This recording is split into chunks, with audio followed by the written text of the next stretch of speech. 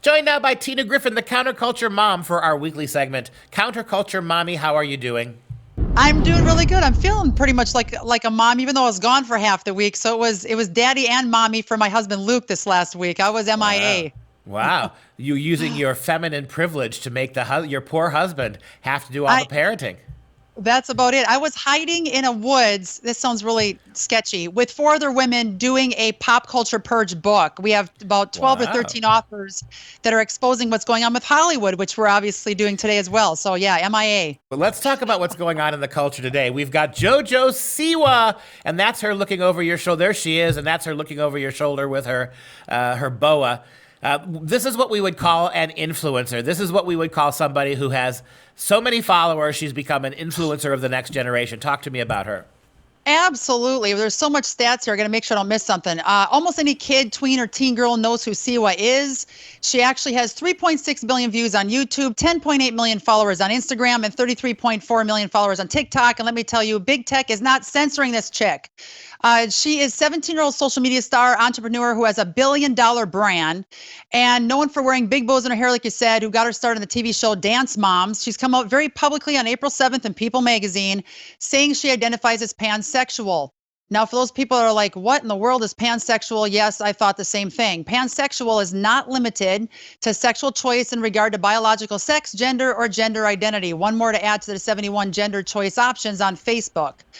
She's also in a relationship with Kylie Prue, 18-year-old teen from Florida. The problem is, like you said, millions of teens are following this chick, thinking that this is trendy and hip and cool, and let's find another same-sex person to get involved with sexually. It's very alarming, Dr. Duke. Yeah, let's talk about what you just said, because I think you got to the core of it. It's trendy. We know how everybody in this shallow materialist, increasingly anti-Christian culture of ours, we know how fashion now drives everything. It's not about principle. It's not about ethics. It's not about morality. Our kids are not educated to the point that they can actually think through the consequences of what they believe. Literally, we are at the point in this culture where what's trendy is what's right. Doesn't matter what the consequences of that. Moral considerations don't enter into this. That which is trendy is that which is now good. I would even go so far as to say that which is trendy is that which is the new religion.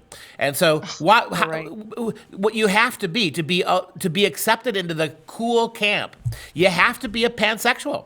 I mean, by that means there's nothing sexual you can resist. Because if you're resisting something sexual, then you are not being inclusive. So the trick to this game is these aren't even people who are convicted. When you mentioned the word pansexual, right? It's not even possible. A pansexual, the word pan comes from the Greek root, right? It means all. Somebody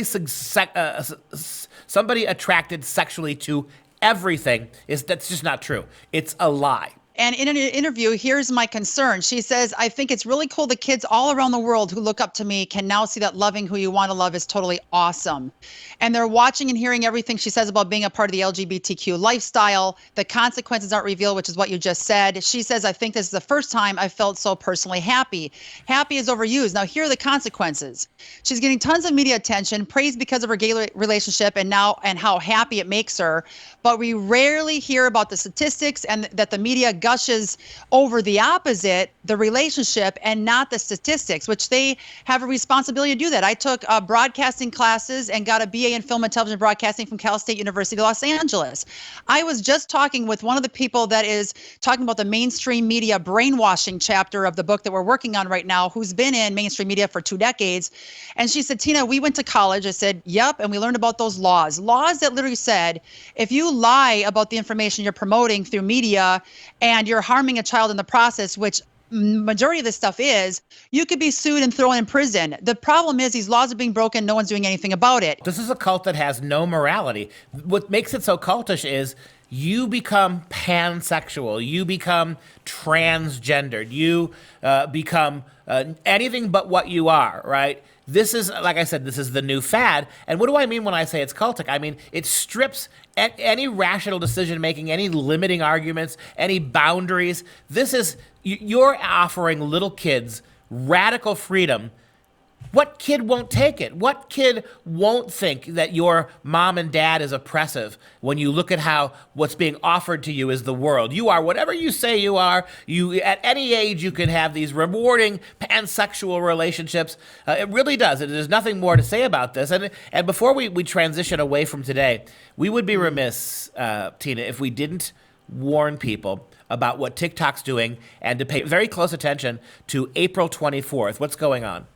Absolutely. Well, here's the problem. Celebs glamorize pornography, rape, and media. And now we have literally people that are starting this very trendy hashtag, whatever movement you want to call it, for National Rape Day on April 24th. You read that correctly. So sometimes it's like, do we report this story? Is it really going to happen? But now my phone is blowing up with people sending me videos saying that women, young girls even, are being threatened by people on TikTok saying that they know where they live, they're going to come after them, and they're going to rape them on April 24th. Now, here's what's nuts. TikTok has asked users to report any kind of sharing of the content from these posts, but as of now, they have not banned any accounts of the people initiating or saying that they're actually going to partake in the National Rape Day. Are you nuts? Big tech censorship on getting the truth out there, no big deal. They'll nail them and they'll take their pages down. But people that are literally blatantly saying on their profiles and on their TikTok accounts, we're going to go after women on the 24th of April, nothing's being done.